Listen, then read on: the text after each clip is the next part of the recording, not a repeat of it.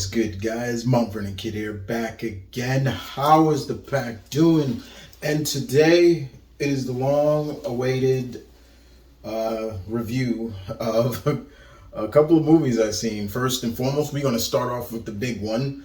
And I'm here to talk about the Batman. Now, this is for both sides of the road, my YouTubers, as well as my Uber Pack members over on the Patreon. So we're here to talk about the Batman. And I'm going to keep it real. I'm going to keep it honest. I'm going to keep it 100% true. So, let's get it right out of the way. What did I think of this movie? I will tell you, long awaited. I loved it. I enjoyed it very, very much. And there's a reason why I enjoyed it so much. It's because this truly was the first time a Batman movie truly felt like his namesake. He's considered the world's greatest detective, right?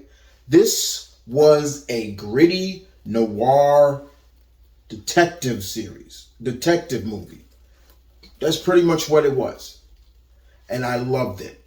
For too long, ladies and gentlemen, they have truly never really gotten Batman right, in my opinion. Going back to the first what I grew up with, my generation grew up with, Michael Keaton. I love him dearly, but he wasn't truly Batman.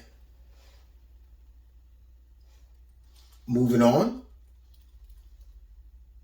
Same thing with Val Kilmer. And George Clooney, yes.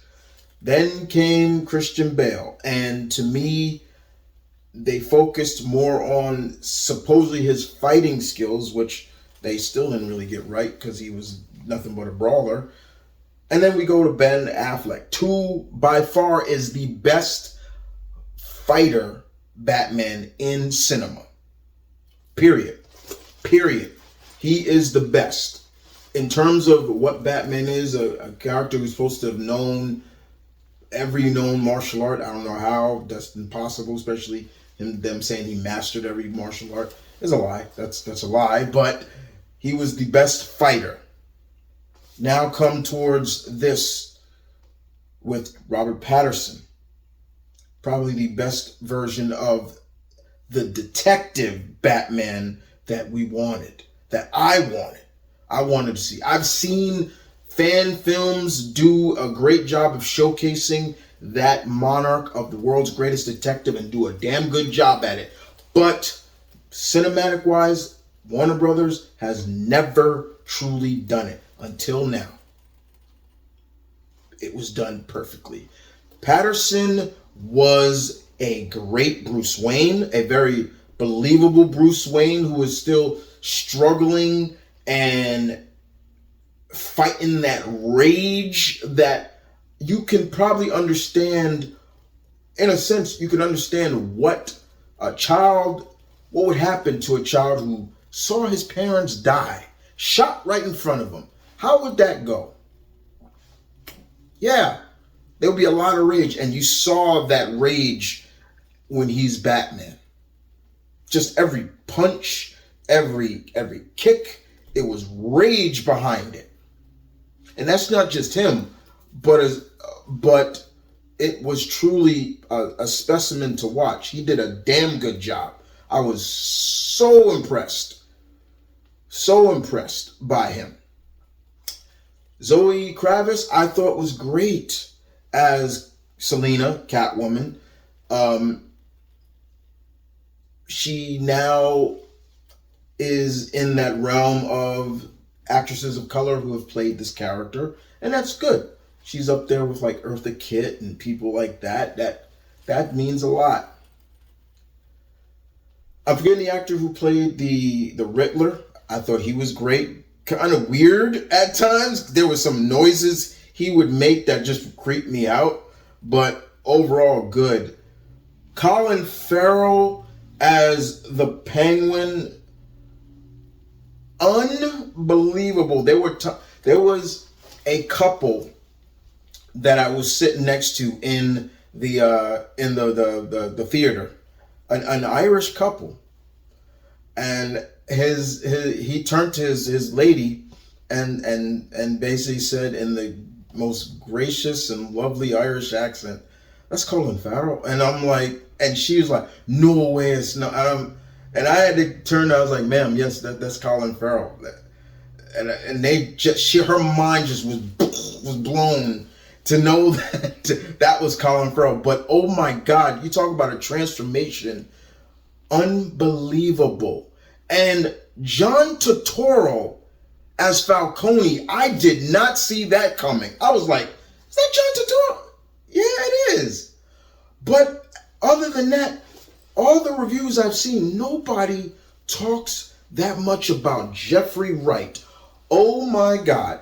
You guys know how I am about kind of race-changing characters a little bit. But here, I loved Jeffrey Wright as Gordon. Oh my God. He had more of a 70s jive talking, Gordon. Like, imagine Gordon was in one of these black or exploitation shows like Shaft or Dolomite or Cleopatra Jones, because he talked like this now. You gotta be on your head and you gotta be down. He's like, you gotta hit me and things like that. But I loved it. I also loved the relationship that him and Batman had.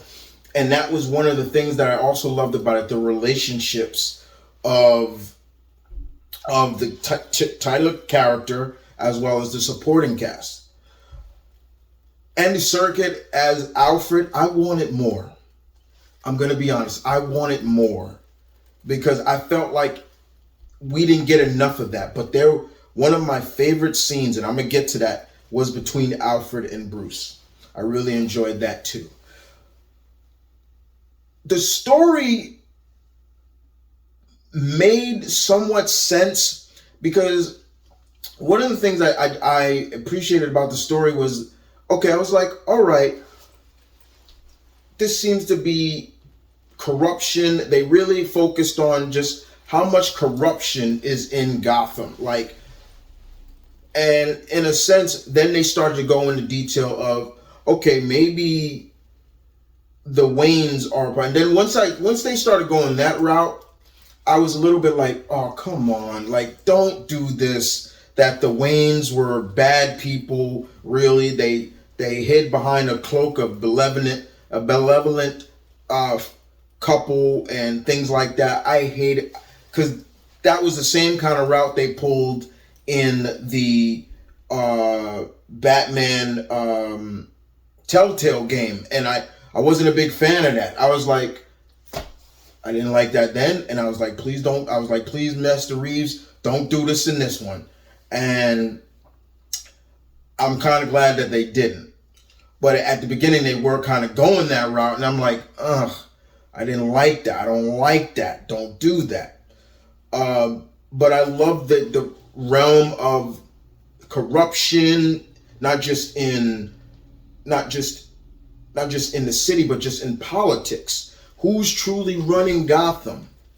Is the mayor really running it, or is it someone else? And I love that twist and turn that we saw in this movie. Very gritty things like you read in a crime novel, and I love that. I thought that was really groundbreaking, really attentive to detail of just what Gotham can be and what it is right now. And I love the dialogue between Bruce as he's talking about Gotham and what it means to him and things like that. I love that touch to it too. Very much. But the story was overall really good. I really enjoyed the whole concept of, they changed a little bit of, they changed some of Nigma or the Riddler, because he never was really called Edward Nigma. But they changed a lot of his origin to suit this version which is fine. I still will go on record to say he looked like a reject from Slipknot. I cannot deny every time he was in costume with the mask and making those weird noises, I was like, why do I just keep seeing a reject member of Slipknot? That's all I kept saying. I'm like, it just sometimes was a little bit. I understand they wanted to make him different. I understand they didn't want him to have the top hat with the suit with the question marks all over. But I get where they were coming from with. But it still would have been a cool nod, hint, hint, wink, wink of seeing him maybe in that one time. But, that's just me nitpicking. But he was really good as this version of the Riddler. More importantly, like I said, the pacing of the story was good. I really enjoyed that. Like, I liked the whole concept, like, especially with Gordon and Bruce, the whole their relationship has been around for I think they mentioned like 2 years, but a lot of the other cops are like, Gordon, how you bringing this guy and he's but I really enjoyed that. What I also loved is the suit. Like the suit, this bat suit felt heavy. It felt legitimately heavy, like in weight, which I appreciate because it kind of was. It basically was bulletproof. But when he walked, you actually would hear I can't do it. It was like really hard. You would hear boom, like boom, boom.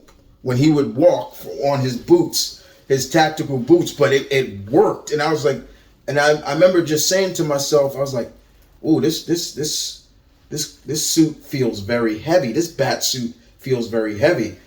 But it was great to see him as he used like his fighting skills, and when you would see him, like you could see him throwing a punch and throwing a kick and things like that. It wasn't, the camera cuts didn't cut away from that or close up, which I don't like. But I enjoyed that very much. And I did like that the Bat Emblem was like the gun. It was made from the gun that killed his parents. I remember them actually saying that.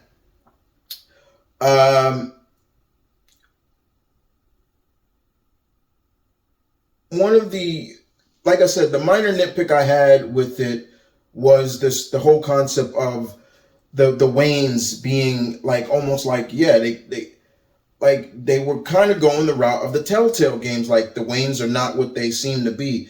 And I've never looked at that. Like, and I've always felt like Thomas and Martha Wayne were very generous, good people. And they played that up they played with your emotion with that. If you're a Batman fan, that right there, they played to that emotion, because there's a scene in the movie, which I'll have to spoil this. Alfred gets hurt, and Bruce is with him, and he's telling Alfred, you lied to me. Why did you lie to me about my parents? Things like that. And Alfred tells Bruce the truth, that your father was not what you think he is. Don't listen to everything that everybody else is saying. Don't listen to Falcone. Don't listen to anybody else. Alfred knew his parents better than anybody. So when you hear this line, this scene really got me so much, guys, that I cried, because it was like, oh man, that hospital scene really got me. I really enjoyed that. Another great scene I love is the dynamic between Riddler and Batman in Arkham. It was really good, and kind of you get to see more of his motive of why he does the things he did, and what he was prepared to do. And what Riddler did at the end of that movie was on some level of things that I'm not saying that Riddler couldn't do, but it went beyond that. Riddler's more about playing the game, playing the ends of who's smarter, from his intellect or yours. But it was scary to see what he was trying to do to Gotham. And I loved, seeing Bruce help the new elected mayor and everybody like that. And I loved her too. The new elected mayor, she was not a coward. She was not gonna hide while everybody else was in danger. I love when you see politicians like that. I'm not gonna go hide. Why should I go hide and everybody else is here? I love seeing that. I wish there was more people like that now, but yeah, I love seeing that. And I love the scenes where Bruce was on top of the scaffold in, I guess, the Gotham arena, and he was fighting off Riddler's men. Those were some great scenes. And the twist with Falcone and Catwoman was very interesting. I really enjoyed that. But yeah, John Turturro was just really great. I mean, John Turturro has always been good in the roles he picks. But, you know, I was not expecting him as Falcone. The Bat gadgets were really interesting. Not that many in this, but enough. Like, I love the contact that he had that would enable him to, you know, the camera-like contacts. Those were really interesting. I was like, what is he doing? Why is he? And then I'm like, oh. But he had, like, he could see they were like mini cameras. I thought that was really cool. But like I said, not that many gadgets, not that many Bat gadgets he used. You know, he used the grapple a couple of times. You didn't really see him use the batarangs. There weren't too many of those. Maybe Mr. Reeves will save that. But when he brought up the Batmobile, ooh, that was fun. That was fun. I was on the edge of my seat. Me and this guy to my right, while the Irish couple to my left, we all were just geared up for that scene when he brought out the Batmobile and that thing kicked off. I loved it. I thought that was great. That was a great scene. This Batmobile looks more practical, which is fine for what they're trying to tell with this version of Batman. They have already said it's not the same Batman from the DCEU. This is a different Batman. I think they said this is Earth 2 Batman, I think, if I remember correctly. I'm talking about that. Not in this movie, but at a con, they actually acknowledged that it is a different Batman, which is fine. I don't mind that. But that when they got to the Batmobile, the chase scene with the Batmobile, I loved it. That was fun. The ending was really interesting too. I actually enjoyed that, you know, where we kind of saw where Cobblepot stood on certain things, even between his relationship with Falcone, and that was very interesting as well. I thought that was very interesting. And at the time, I thought the somewhat ending of Riddler just giving up was kind of abrupt. I was like, wait, so he's just going to give up? Why? And then I'm like, wait a minute. There could be something else. I really enjoyed it. It was really fun to see, like, almost like Gotham look to Batman as, okay, we understand what you're trying to do. Especially when he was leading the citizens out of danger. Especially that they kept focusing on this little kid. And they played that up really well. And I understood what the symbolism of the child. So I really enjoyed that. And, you know, more importantly, just how it ended. You know, Bruce basically saying, like, look, I have to stay. This is who I am. I have to. He could have easily said, this is my home. I have to protect it. You know, Catwoman basically saying, like, look, it's going to kill you. And it's almost like he is at peace with that. He understands, yeah, it may well kill me. But if Gotham is safe, then I'll do it. And that's Batman to a T. Batman will die to protect Gotham. That's his MO. You know, but I do love, like, the different name drops. For example, when Batman asked Selina, so where you going to go? And she said North, maybe Bloodhaven. I was like, Bloodhaven. I was love that they threw that nod to Bloodhaven.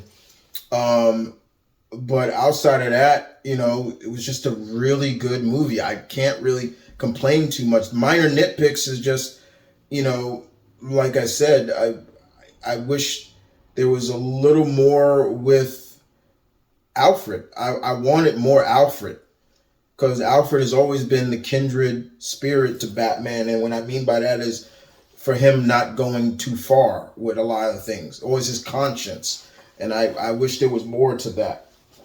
But I enjoyed it very much. And of course, the ending of the ending where Riddler is talking to a certain clown was interesting. And there was a couple of people like, who's he talking to? Who is that? And I'm like, and I had to look at a couple of people. I'm like, you don't know who that is? I was like, there's no way they're not gonna somewhat incorporate the Joker, his arch nemesis. Come on.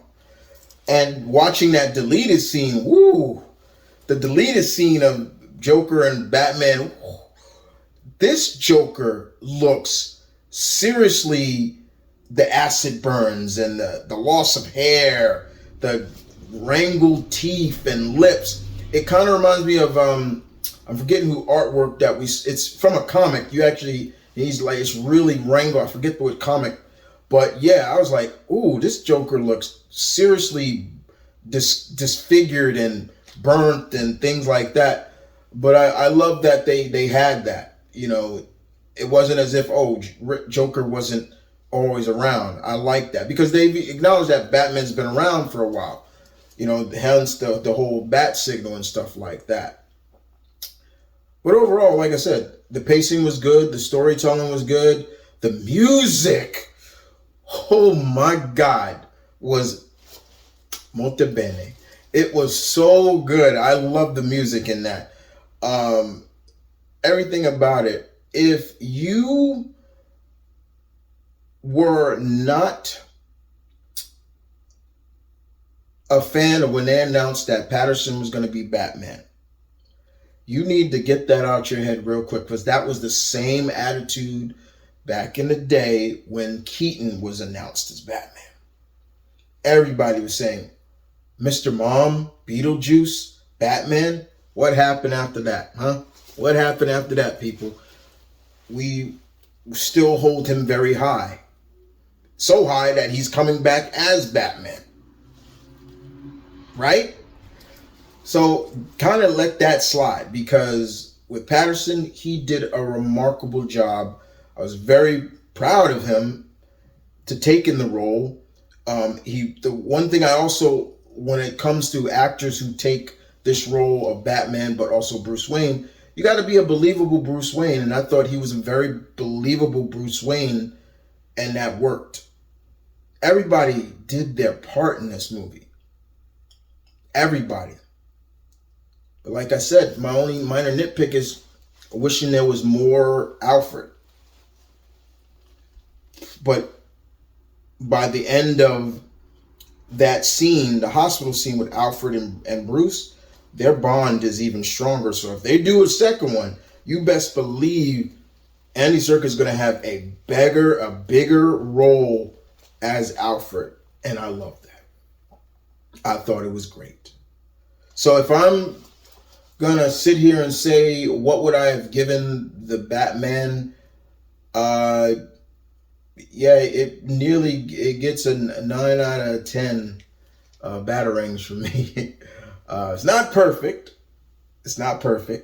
But it was good.